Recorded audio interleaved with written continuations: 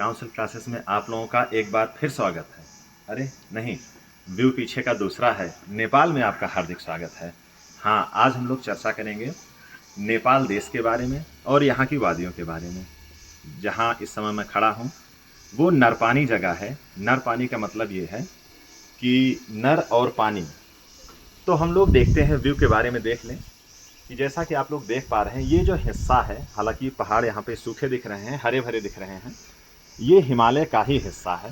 हिमालय जिसके बारे में आप जानते हैं, जहाँ की पर्वत चोटियाँ एवरेस्ट, कंचनजंगा और मकालू नेपाल में ही उच्चतम बिंदु है हिमालय के, वहाँ पर हम लोग खड़े हुए हैं।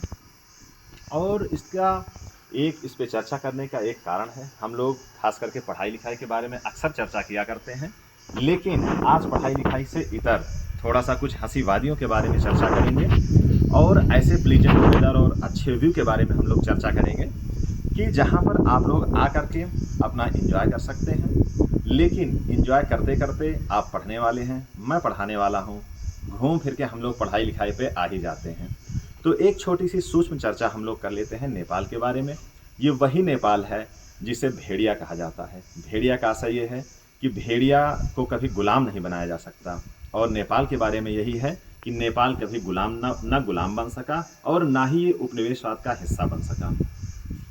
जैसा कि हम लोग यहाँ की भौगोलिक परिस्थितियों के बारे में देखते और जानते हैं कि जब 15वीं से 19वीं शताब्दी तक पूरे देश में, पूरी दुनिया में उपनिवेशवाद का रंग चढ़ रहा था, सारे यूरोपीय देश पूरी दुनिया को उपनिवेशवाद का हिस्सा बना रहे थे, लेकिन नेपाल उसका अंश बन न सका, अर्थात नेपाल को कोई गुलाम न बना सका और ना ही इसको कोई जीत सका। हाँ, 1815 से 16 के बीच में अगर आप जानते हो तो नेपाल, अंग्रेजों और नेपाल का युद्ध हुआ, आंग्ल नेपाल युद्ध हुआ। उसके बाद सुगौली की संधि से थोड़ा सा सरेंडर नेपाल ने किया, लेकिन वैसी गुलामी, वैसा दृश्य जैसा कि हम लोग भारत में देखते हैं या फिर विश्व के अनेक देशों में हम लोग देखते हैं, वैसा दृश्य अंग्रेज नेपाल में कभी देख ना सके। और यहाँ पर जो आत्मसमर्पण का भाव रहा वो बहुत ही आंशिक रहा। इसके साथ में नेपाल की अगर हम लोग आर्थिक गतिविधियों के बारे में चर्चा कर लें तो यहाँ पे पर्यटन यहाँ का मुख्य व्यवसाय रहा है।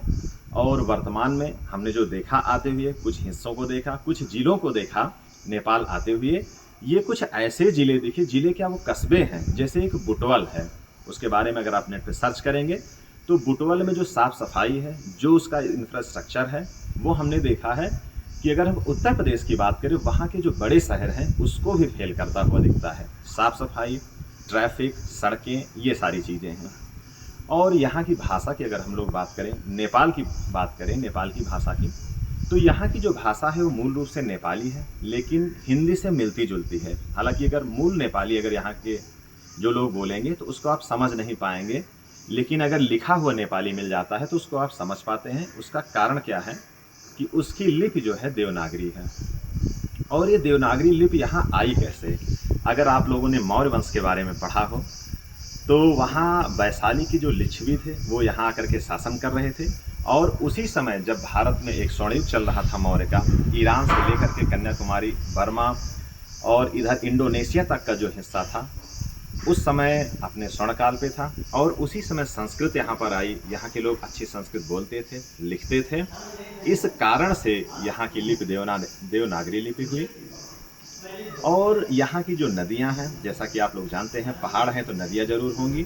नेपाल पश्चिम बंगाल से, बिहार से, उत्तर प्रदेश से सटा हुआ है, तो जो नदियाँ यहाँ से निकलती हैं, कर्नाली, आगे जाकर के घाघरा बनती है, राप्ती, और इस तरीके से शारदा नेपाल से ही निकल करके भारत में जाकर के बहती हैं।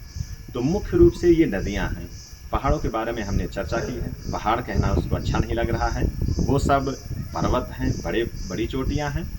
इस तरीके से भौगोलिक और ऐतिहासिक चर्चा करते हुए हम लोग नेपाल में आकर के इसके बारे में जो हमने चर्चा की, वो आप समझिए यहाँ के अच्छे माहौल के साथ बहुत ही अच्छा लग रहा है। तो यहाँ आने के बाद मुझे लगा कि यहाँ की जो वादियाँ हैं उसको एक बार दिखाते हुए, उसके साथ एक थोड़ी सी हम लोग चर्चा कर लें जो हम लोग प्रतियोगी परीक्षाओं में थोड़ा सा देखते समझते हैं। तो यहाँ आप देखने घूमने के लिए भी आ सकते हैं, और उसी के साथ एक छोटी चर्चा हम लोगों ने की जिससे एक समझ आपकी बन सकती है। और अगर आप रुकना चाहें तो यहाँ एक नरपानी रिजॉर्ट है। जो ये जगह है वो सुपा देवराली के नाम से है। अगर आप यहाँ की स्पेलिंग देखेंगे तो सब में छोटे ओ की मात्रा यहाँ पे ज़्यादा लगती है। सुपा आप कहते हैं लेकिन वो सुपा निकल जाती है। तो ये एक अच्छा रिजॉर्ट है, यहाँ की अच्छी वादियाँ हैं। और नेपाल में आप देखेंगे कि जो शहरी इलाके हैं, जो नेपाल का जो शहरी इलाका है वो उतना ईमानदार नहीं दिखता है। मतलब वहाँ के लोग उतने लॉयल नहीं दिखते हैं। मेरे कहने का मतलब ये नहीं है कि वो बेईमान है, लेकिन हाँ, जो शहरों में जो एक शहरीपन का प्रभाव होता है वो वहाँ पे पड़ता दिखता है। लेकिन अगर आप यहाँ के ग्रामीण इलाकों को देखते हैं तो यहाँ के लोग, यहाँ का वातावरण बहुत ही अच्छा दिखता है।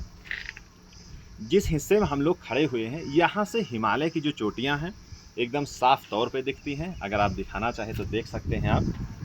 तो यहाँ पीछे अगर आप देख पा रहे हो तो जो एकदम टॉप पीक है वो यहाँ पर है। और यहाँ से शायद धुंधला ही, लेकिन कुछ ना कुछ ज़रूर दिखेगा कि यहाँ पे बर्फ़ पड़ी हुई है। इसके पीछे एक शहर है छोटा सा और आपको धुंध दिख रहे होंगे।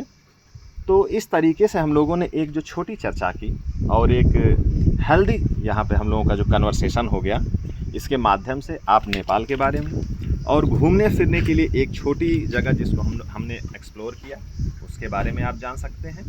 और पढ़ाई लिखाई की बातें हम लोग रोज़ किया करते हैं, आज वो बातें नहीं होंगी।